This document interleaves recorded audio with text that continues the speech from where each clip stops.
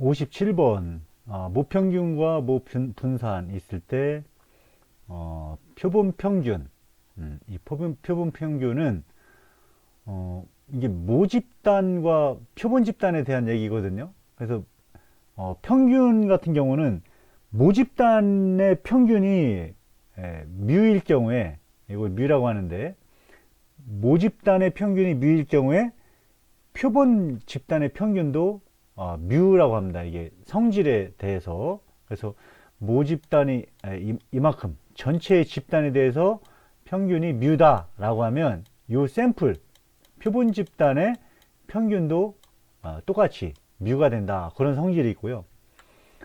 그 다음에 표본 집단의 분산. 여기서 모 집단의 분산이 시그마 제곱일 때 표본 집단의 분산은 이거를 n으로 크기 n으로 나눠준다고 그래요. 이게 표본 집단의 분산이 되겠습니다. 표본 집단의 분산. 그 다음에 여기 표준 오차는 이거를 루트로 씌우면 이제 표준 오차가 되겠죠. 표본 집단의 표준 오차. 다시 한번 모평균과 모분산, 즉 모집단의 평균이 뮤일 경우에는 표본 집단의 평균도 뮤 똑같다라는 거예요. 똑같다. 그 다음에 모집단의 분산이 이렇게 되어 있을 때 표본 집단의 분산은 모 분산을 크기 n으로 나눠주면 그게 표본 집단의 즉 n의 시그마 제곱 요게 표본 집단의 분산이 되는 거고요. 요게 그 다음에 표준 오차는 이거를 루트를 씌운 게 표준 오차다라는 거죠. 그래서 이걸 계산하면 루트 n 루트 시그마 제곱 결국 시그마 제곱 루트니까 시그마의 루트 n에서 3번이 되겠습니다. 3번. 성질에 대해서 모집단과 표본 집단의 성질 그걸 조금 알아둘 필요가 있습니다. 네. 58번도 같은 내용이에요. 모평균이 60. 그러면 표본 집단에서도 평균은 20이다라는 거죠. 그래서 디귿과 리을 둘 중에 하나인데요. 모분산. 모분산이 판인데 표본 집단의 분산은 어떻게 한다고 했어요? 모분산. 모집단의 분산을 크기 4로 나눠주면 이게 표본 집단의 분산이 되는 거고 이거를 루트를 취하면 표본 집단의 표준 오차가 된다라는 거죠. 그래서 58번은 4번이 되겠습니다. 4번. 4번. 57번, 58번 모집단과 표본 집단의 관계를 설명하고 있습니다. 59번. 여기도 모집단이 있고 그 다음에 표본 집단의 평균과 분산을 구하세요. 이렇게 되어 있네요. 자, 일단 여기는 이게 확률 분포죠. 확률 분포. 확률 분포에서 이게 확률인데 확률을 다 더하면 얼마가 돼야 돼요? 1이 돼야 되니까 요 A는 얼마가 됩니까? 0.1, 0.3이니까 0.4, 0.8 따라서 A는 0.2가 되는 거죠. 0.2 이렇게 됐을 때 확률 분포에서 평균 어떻게 한다고 그랬어요? 최하값의 개념이죠. 자, 어떻게 한다고요? 밑에 거 다 더하고 0.1, 0.2, 0.3, 0.4, 1 더하면 요 네 개를 더하면 합이 당연히 1이고 밑에는 위에 이렇게 곱하면 0이죠. 0 이렇게 곱하면 1 곱하기 0.2는 0.2 플러스 2 곱하기 0.3 하면 0.6 플러스 3 곱하기 0.4 하면 1.2 그래서 0.8, 1.2니까 2가 되죠. 그래서 요거의 결과는 2가 되죠. 바로 평균을 이렇게 구한다고 그랬죠. 평균을. 그래서 디귿 아니면 리을인데 분산이 있네요. 분산. 분산은 어떻게 구한다? 분산은 아까 지금 평균이 2라고 했으니까 이렇게 똑같이 하면 되죠. 자, 밑에는 똑같고, 아까 저기 한 것처럼, 확률한 것처럼, 다 더하면 1이니까 그냥 1로 써주고, 위에, 예, 평균이 2라고 했으니까 0.1 곱하기 2에서 0을 빼면 2가 되죠. 요거의 제곱. 네. 그 다음에 요게 얼마였죠? 아까 이게 2였죠. A가 0.2 예, 곱하기 2에서 1 빼면 1의 제곱. 요게 분산 구하는 식이었죠. 0.3 곱하기 2에서 2니까 요거는 하나 많아. 그렇죠? 0이죠. 자, 마지막에 0.4 곱하기 2에서 3이니까 1의 제곱 하면 이게 얼마인가요? 4 0.4 그렇죠? 0.4 1 플러스 0.2 되고 그 다음에 요거 1 0.4 이렇게 하면은 이걸 더하면 얼마예요? 1이죠 1. 예. 요 분자가 1이죠 분자가 1. 예. 여기 1이니까 1이 나왔네요 1. 네. 예.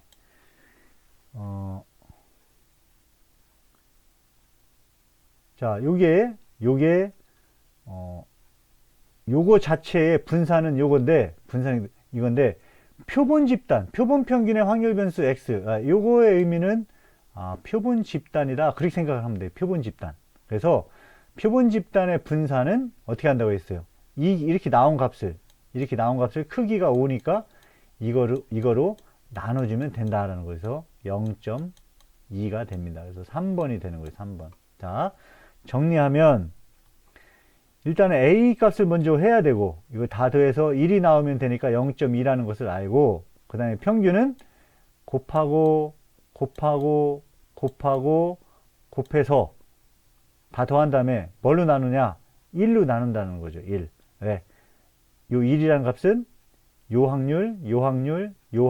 확률을 다 더한 거니까 그 나눠서 계산을 했더니 2라는 값이 나왔고 분산은 역시 마찬가지로 밑에는 확률을 다 더하면 합은 1이니까 1로 써주고 0.1에 대한 확률인데 평균값이 2니까 2에서 0 빼면 2의 제곱 0.2 곱하기 2에서 1 빼면 1의 제곱 플러스 0.3 곱하기 2에서 2 빼면 0 해서 하나마나 0.4 곱하기 2에서 3 빼면 마이너스 1이나 플러스 1이나 똑같죠. 제곱하면 그래서 이걸 계산하면 1이다 라는 거죠. 그래서 요 자체의 분산은 1인데 표본 평균의 확률 변수 x바 요거의 의미는 표본 집단의 평균과 분산을 구하시오 라고 했기 때문에 모집단의 평균이나 이거의 평균이나 표본 집단의 평균은 똑같다고 그랬죠. 그래서 그냥 요거는 2가 되는 거고요.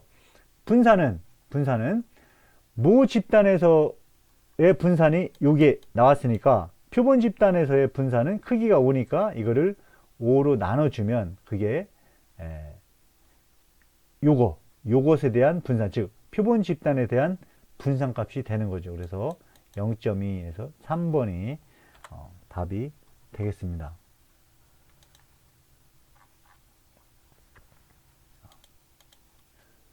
60번은 공식을 알아야 되는데 여기 변동계수가 나오고 그 다음에 표본의 크기가 나옵니다. 표본이 몇 개 이상. 그래서 표본의 크기는 n으로 표시를 하고요. 여기 밑에 최대 허용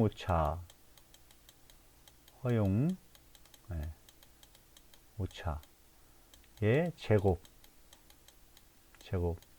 이거를 z제곱 그 다음에 분산 이 시그마는 표준 편차고 시그마 제곱은 분산이라고 하죠. 분산. 이렇게 표시할 수 있는데 여기서는 Z는 주어졌는데 최대 허용 오차가 주어지지 않고 분산이 주어지지 않고 허용 오차율과 변동계수가 주어져요. 그래서 이 변동계수는 뭐라고 했냐면 표준 편차를 평균으로 나눈 게 변동계수라고 했어요.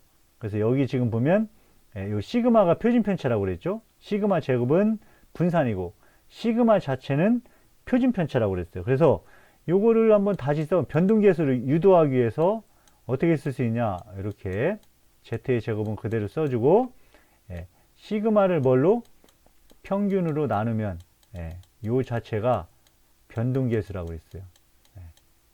이렇게 할 수 있는 거죠. 시그마를 평균으로 나누면 요게 변동계수라는 의미입니다. 변동계수. 그러면 여기에 결국은 시그마 제곱, 평균의 제곱분의 시그마 제곱이죠. 그럼 밑에도 똑같이 평균 분의 최대 여기 허용오차 한 다음에 제곱 이렇게 바꿀 수 있죠. 자, 평균 분의 최대 허용오차, 요게 허용오차율이 됩니다. 왜냐하면 평균에 대해서 최대 허용오차는 개개의 관측값 빼기 평균이거든요. 평균에 대해서 평균을 기준으로 했을 때 개개 관측값과 평균의 차이, 이게 허용오차율이다 이거죠. 그래서 여기 허용오차율을 여기에다가 집어넣으면 된다 이거죠. 5%니까 0.05가 되고요. 평균분의 시그마, 이게 변동계수니까 0.5라고 했으니까 이걸 계산하면 z는 2라고 했으니까 2의 제곱은 4가 되고요. 평균분의 시그마 0.5, 0.5의 제곱이 되고요. 밑에 허용오차율이 되죠. 요거는 5%니까 0.05 수치로 하면 0.05, 그 다음에 이거의 제곱. 그래서 이걸 계산하면 400이라는 값이 나옵니다. 그래서 어쨌든 60번은 이 공식을 알아야 돼요. 이 공식도 알고 이 공식으로 유도도 할 수 있어야 되겠죠. 그래서 최대 허용오차와 분산과 z값이 주어지면 바로 이 공식에 적용해서 n값, 표본의 크기, 표본의 개수를 구할 수 있고 60번처럼 변동계수와 허용오차율이 이렇게 주어지면 이 식을 이런 식으로 바꿔서 이게 변동계수고요. 이게 허용오차율입니다. 그래서 이렇게 바꿔서 대입해서 n값을 계산을 할 수 있어야 되겠습니다.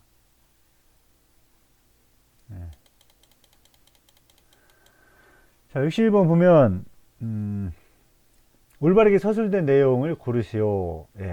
모집단과 표본집단 할 때 모집단과 표본집단인데 여기 지금 표준오차는 분산을 요건 표준 편차죠.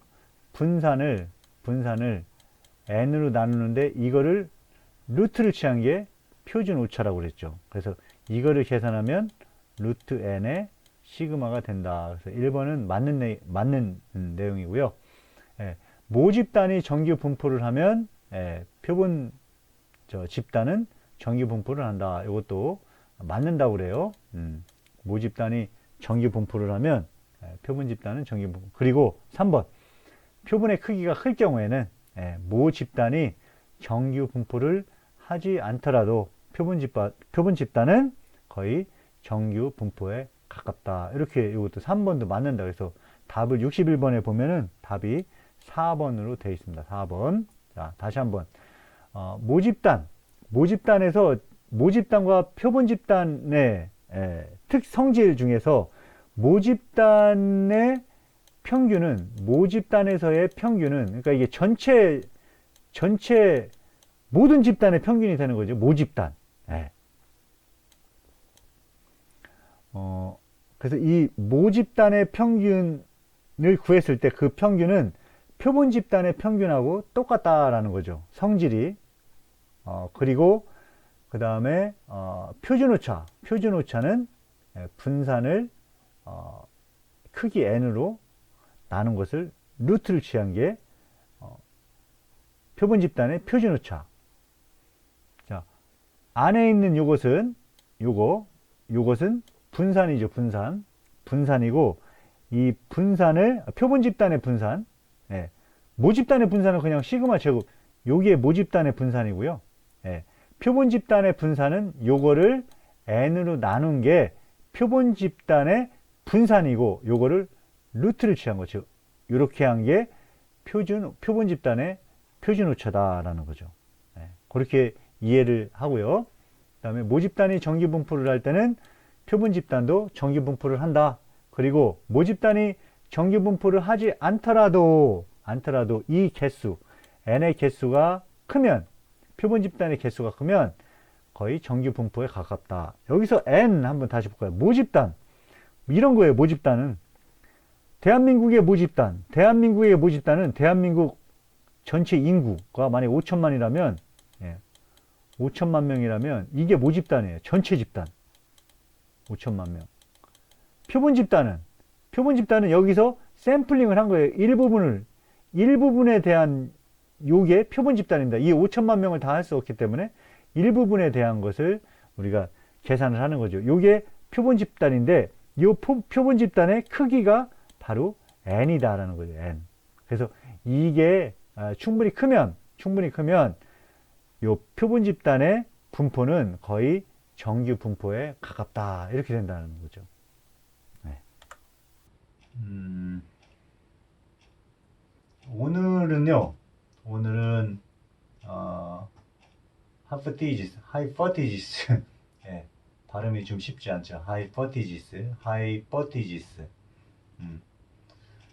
가설인데요. 가설에 대한 이제 검증, 가설을 하고 이제 그것이 맞았냐 또는 틀렸냐 하는 이제 검증을 하는 그런 시간이 되겠습니다. 그래서 오늘 12주차 그거 하고 다음 주에 상관관계, A그룹과 B그룹에 어떤 관계가 있냐 없냐 상관관계, 그 다음에 14주차에 이제 회계 분석, 그래서 어떠한 데이터가 있을 때 이 데이터의 특성을 반영하는 어떤 함수식, 그거를 구하는 그런 식으로 12주차, 13주차, 14주차 강의를 진행하면 어느 정도 기초통계 계산에 대한 그 시험에 대비를 여러분들이 할 수 있을 것 같습니다. 자, 오늘 지금 하이퍼티지스인데 제가 왜 이렇게 발음에 신경을 쓰냐면요. 예전에 이제 미국에 갔을 때 그 이제 월마트에 갔는데 그 모기 퇴치 에프킬라, 우리 얘기하는 에프킬라, 그 에프킬라를 이렇게 살려고 이렇게 하는데 없어요. 찾아봐도 에프킬라가. 그래서 그 점원한테 이제 모기약, 그래서 모기가 영어로 이제 모스키토죠. 그래서 모스키토 킬러 달라고 이렇게 했거든요. 그래서 모스키토 했는데 모스키토를 못 알아들어요. 못 알아듣는 건지 알고도 모른 체 하는 건지 잘 모르겠는데 한참 만에 이제 그 서로 의사소통이 돼가지고 모기약을 산 적이 있는데 여기 이제 번역 보면은 여기 구글 여기 번역하면 이제 영어로 이렇게 나오잖아요. 그래서 여기서 모스키토 그러면 이렇게 딱 되잖아요. 근데 그때는 이렇게 안 하고 모스키토 이런 식으로 했어요. 진짜 못 알아듣는 거예요. 이게 못 알아듣는 거예요. 비슷하잖아요. 우리는 대충 하면은 다 가하면은 뭐 다 알아듣잖아요. 웬만해서는 툭하면 툭 알아듣잖아요. 근데 못 알아듣더라고요. 모스키토 못 알아듣잖아요. 예? 예. 어떻게 해야 되냐? 나중에 이제 그 사람이 그렇게 얘기를 하더라고요. 모스키토. 다시 해볼게요. 모스키토. 예. 이 발음이 중요하더라고요. 발음이. 제가 이제 미국 같은 경우는 문화재가 별로 없으니까 성당이나 뭐 이런 것밖에 없어요. 국립공원하고 내세울 게 이제 성당인데 성당이 영어로 캐더드롤이에요. 전혀 이상하게 나오잖아요. 캐더드롤인데 캐더드롤. 캐더드롤 어디냐고 계속 물어도 못 알아듣는 거예요. 그러더니 한참 만에 그것도 이제 캐테드롤. 성당 딱 나오죠. 희한하죠? 다시 한번. 캐테드롤. 다시 한번. 캐테드롤. 캐테드롤. 잘 안되네. 캐테드롤. 여기 나오죠. 마찬가지로 예, 가설도 좀 힘들죠, 발음이. hypothesis. 예, 좀 틀리네요. 저혈압. 예, hypothesis. 예, 잘 안 나오네요. hypothesis. 예, 3번 정도 해서 역시 쉽지 않은 발음인 것 같아요. 예, hypothesis. 예, 예, 그 발음 관련해 가지고 예, 좀 생각해 봤습니다. 그래서 우리가 영어 이제 뭐 코로나 때문에 해외 나가고 뭐 이런 게 좀 어려워졌지만 해외 나갈 때 뭐 아주 조금만 알으면은 해외에 뭐 다 의사소통 되는데요. 그래도 발음은 조금 신경을 써야 될 거예요. 저는 발음 별로 신경을 안 써도 된다라고 했는데 몇 번 그런 그 좀 어려움을 겪어보니까 발음에 좀 신경을 써야 되겠다라는 생각이 들더라고요.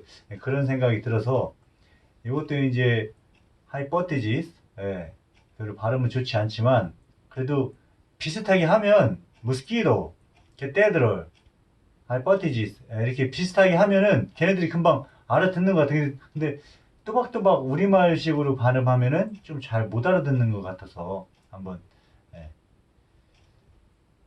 예, 제 옛날 기억이 나서 한번 얘기를 했습니다. 자, 해볼까요? 요거는 이제 교환에 있고요. 여러분 이제 학습자 파일 다운 받아가지고 같이 작성하는 식으로 공부 진행하겠습니다. 자, 가설 실증적인 증명 이전에 세워지는 진술. 그러니까 진리는 아닌 거죠. 진리는 그 가설이죠. 가설. 말 그대로 가설. 그래서 이제 증명이 완전 되면 이제 그거는 이제 진리가 되는 거죠. 트루가 되는 거죠. 트루스가 되는 거죠. 그래서 실증적인 증명 이전에 세워지는 잠정적, 임시적인, 잠정적인 진술. 이걸 이제 가설이라고 하고요. 그 다음에 이 가설은 계속 진리로 되기 위해서 수정을 거쳐야 되는 거죠. 또는 수정이 되든가 아니면 기각. 그거 틀린 거다. 완전 틀린 거다. 해서 기각이 되거나 아예 기각이 되거나 이제 수정이 좀 되는 거죠. 그거는 틀렸지만 이렇게 조금 고쳐야 되겠다. 이렇게 그러한 과정을 거쳐서 이제 진리가 되는 거죠. 자, 통계적 가설 검증에는 항상 두 가지 형태의 가설이 사용된다. 두 가지 형태의 가설이 사용됩니다. 두 가지의 가설이 그럼 어떤 거냐? 검정 대상이 되는 가설. 그래서 테스트가 되는 가설. 그거를 뭐라고 하냐면 귀무가설이라고 그래요. 귀무가설. 좀 어려운 말인데요. 귀무가설. 귀무가설. 그래서 H0. 영어로는 이제 null이라고 합니다. null은 아무것도 없다라는 뜻이에요. 이 무도 없을무예요. 없을무. 귀는 돌아갈 귀. 귀환. 야, 귀환해라. 귀순해라. 그래서 무로 돌아가는 거예요. 무로 돌아가는 거. 어렵죠. 그렇죠? 우리말도 좀 어렵죠. 어쨌든 이제 영어는 이제 null, hypothesis 그렇게 얘기를 하고요. 이 귀무가설을 받아들일 수 없는 경우, 이 가설 처음 나오는 가설을 받아들일 수 없는 경우에는 이제 대립이 된다라고 하는 거죠. 대립한다는 거죠. 대립. 그래서 그거를 말 그대로 대립 가설, 대립 가설이라고 하고요. 영어로는 alternative, 스펠링 맞나 모르겠네. alternative, alternative, 좋아요. 틀렸네. alternative. 그래서 우리말로 하면 alternative는 양자택일입니다. 양자택일, 양다리 걸치는 거죠. 양다리 걸치는 거. 또 다른 말로 대립가설을 다른 말로 연구가설이라고 해요. 연구가설. 귀무가설과 대립가설 또는 연구가설 이렇게 두 가지 가설로 검정을 한다. 그런 뜻이고요. 자, 귀무가설과 대립가설은 동시에 사실일 수가 없죠. 그렇죠? 왜? 귀무가설과 반대가 뭐라고요? 대립가설이니까. 그래서 반드시 하나만 사실이 된다. 예를 들면 귀무가설 나는 죽지 않는다 라고 가설을 했으면 그렇죠? 진리가 아니죠. true가 아니죠. true가 아니고 가설을 하는 거예요. 가설 주장을 하는 거죠. 그 주장에 대해서 반대되는 거를 대립가설 또는 연구가설이다 이렇게 얘기를 한다 이거죠. 예? 예. 그래서 이 나는 죽지 않는다는 뭐예요? 수정 또는 기각이 되는 거죠. 기각이라는 것은 잘못됐다라는 거죠. 어쨌든 귀무가설이 나는 죽지 않는다 라고 했으면 처음 이제 주장한 거를 이제 귀무가설이라고 하는 거예요. 라고 했으면 이거의 대립가설은 반드시 하나만 존재해야 되기 때문에 나는 뭐예요? 나는 죽는다라는 거죠. 죽는다. 이게 대립가설에 해당되는 겁니다. 귀무가설, 대립가설. 어렵지 않죠? 네. 이번에는 귀무가설과 대립가설 그거를 이제 설정을 한번 해보겠습니다. 이제 이걸 가지고 검정을 해야 되거든요. 검정. 가설이 맞냐 틀리냐 하는 거 이제 검정이죠. 그래서 귀무가설을 먼저 세우고 그거에 반대되는 대립가설을 세운 다음에 검정이라는 과정을 거쳐서 귀무가설이 맞다, 아니다, 틀렸다, 대립가설이 맞다 이렇게 하는 게 이제 검정이거든요. 검정. 네, 그걸 하기 위해서는 귀무가설과 대립가설을 좀 확실하게 가설을 설정할 수 있어야 될 것 같습니다. 그래서 예를 5가지를 들었는데요. 한번 해볼게요. 자, 과자 한 봉지의 무게가 평균 125g이다. 이렇게 주장을 하는 거죠. 회사에서 과자 한 봉지의 무게가 평균 125g이다. 그럴 때 귀무가설은 어떻게 세우냐? 네, 평균 125g이다. 네, 요게 귀무가설입니다. 대립가설은 평균 125g이 아니다라는 거죠. 아니다. 네. 평균 125g이 아니다. 네. 이게 이제 귀무가설이 평균 125g이다. 대립가설은 평균 125g이 아니다. 또는 다르게도 할 수 있죠. 평균 125g보다 작다. 또는 평균 125g보다 크다. 이렇게도 할 수 있습니다. 그에 따라서 검정 방법이 조금 틀려집니다. 두 번째, 어느 제약회사에서 두통약을 새로 개발해서 평균 28분 내에 두통을 완치할 수 있다고 선전하고 있다. 그러면 이거는 이제 이 회사에서 주장하는 거죠. 진리는 아니에요. 이게 맞는지 틀린지, 여기서 사기를 치는지 거짓말을 하는지 모르는 거예요. 근데 이렇게 이제 주장을 하는 거죠. 그래서 이제 귀무가설은 뭐냐? 예, 평균 28분이다. 이렇게 되는 거죠. 뭐가? 완치 시간이 평균 28분이다. 이렇게 이제 가설을 세우는 거죠. 처음 세우는 거죠. 먼저. 그게 이제 귀무가설이고, 대립가설은 뭐예요? 평균 28분이 아니다, 28분보다 작다, 크다. 이런 경우에는 조금 생각을 잘해야 됩니다. 이게 결국은 뭐냐면, 우리 회사에서 개발한 두통약은 28분 정도면 완치할 수 있습니다라고 하는 거죠. 그러면 이거에 대해서 반대 주장을 하는 것은 뭐예요?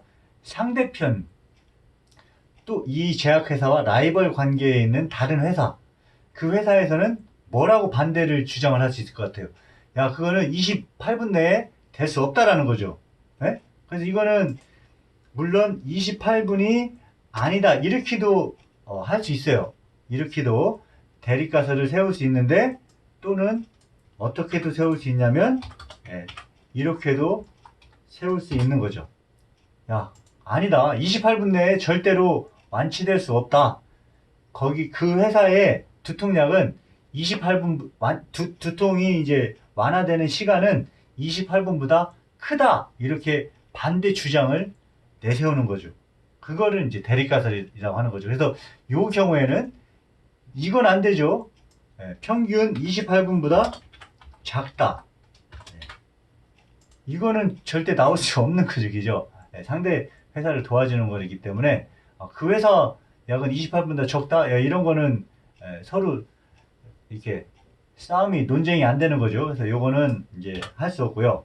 요거나 아니면 요건데 요 부분에서는 평균 28분이 아니다 보다는 야, 그 회사 두통약의 완화 시간은 28분보다 오래 걸린다.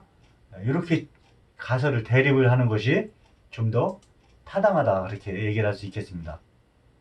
네. 세 번째, 새로 출시한 승용차 연비가 리터당 16km이다. 이것도 이 자동차 제조회사에서 주장하는 거죠. 그죠? 이게 16일일지 더 나올지 덜 나올지는 모르는 거예요. 근데 여기서 테스트를 해서 주장하는 것은 리터당 16km라는 거죠. 그래서 기무가설은 어떻게 되냐? 연비는 리터당 평균 연비가 되겠죠. 연비가 리터당 16km이다라는 거고, 대립가설은 어떻게 되는 거예요? 연비는 16km보다 작다. 이렇게 하는 게 맞는 거죠. 여기도 맞죠. 이거랑 비슷한 거죠. 연비는 16km, 리터당 16km가 아니다. 그것보다는 연비는 리터당 16km보다 작다라고 이렇게 반대 주장을 내세우는 게 맞죠. 연비는 리터당 16km보다 크다. 이런 거는 주장할 게 아니죠. 그죠? 그래서 요 3번, 예제 3번 같은 경우도 연비는 16km, 리터당 16km보다 작다. 이렇게 하는 것이 대립가설로 맞다, 타당하다, 보다 타당하다라고 얘기할 수 있겠습니다. 여기도 마찬가지 위장약 치유율이 60%이다. 그러면 치유율이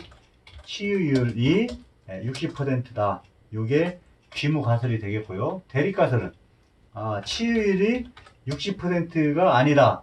그렇게도 할 수 있지만 여기서는 이렇게 한 거네. 요거는 이제 그런 거네요. 자기네 회사 홈쇼핑에서 그런 게 많이 나오죠. 비교할 때 다른 회사 비교하면 조금 문제가 생길 수 있으니까 자기네 회사가 개발했던 기존의 제품하고 기존보다 지금 제품이 훨씬 이만큼 향상됐다. 그렇게 홈쇼핑에서 많이 선전을 하죠. 지금 이제 그런 내용이거든요. 그래서 기존의 자사 제품이 60%인데 새로 만드는 그 위장약의 치유율은 60%보다 높다. 이렇게 하는 거죠. 요게 이제 이럴 경우에는 요게 귀무가설, 요게 대립가설 또는 연구가설 이렇게 되겠죠. 그렇죠? 마지막 서울의 2019년도 먼지 오염도는 세제곱미터당 70 마이크로그램이라고 발표했는데 2020년에는 정정 발표했다. 그러면 요게 평균, 요게 귀무가설이 되겠죠. 먼지 오염도는 평균 70 마이크로그램이었다. 요게 귀무가설이 되고요. 대립가설은 어떻게 됩니까? 대립가설은 평균, 이 경우에는 모르죠. 정정 발표한 거죠. 그래서 이 경우에는 클 수도 있고 작을 수도 있으니까 1세제곱미터당 72 마이크로그램이 아니다. 이렇게 해야 대립가설로서 보다 타당하다고 생각할 수 있습니다. 이게 이제 평균 오염도가 72g보다 작다 또는 크다. 그것도 틀린 건 아닌데 여기서 그냥 뭐 큰지 작은지 얘기 안 하고 그냥 정정 발표를 했다라고 했기 때문에 대립가설로는 평균 72 마이크로그램이 아니다. 이렇게 해주는 것이 좀 더 맞는 가설 설정이라고 할 수가 있겠습니다. 그래서 귀무가설과 대립가설 설정에 대해서 한번 해봤고요. 자, 그 다음에 이제 Z값, 우리 Z값을 표준 정규분포표 그걸로 이렇게 했는데 엑셀에서도 쉽게 그거를 구할 수 있어요. 그래서 95% 신뢰도 가려고 유의 수준 이렇게 되어 있는데요. 95% 신뢰도 이거는 이제 유의 수준은 1 빼기 알파 퍼센트 이렇게 하거든요. 이렇게 그래서 이제 신뢰도를 할 때 유의 수준으로 하면 이게 이제 신뢰도가 되는 거죠. 신뢰도는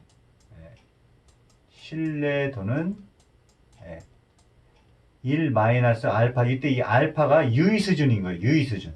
유의 수준. 네. 그래서 5%는 숫자로 바꾸면 0.05가 되죠. 그래서 1 빼기 0.05 하면 95% 신뢰도가 되는 거죠. 그래서 신뢰도와 유의 수준의 관계는 이제 1 마이너스 유의 수준이 신뢰도다. 예, 그렇게 생각하면 되고요.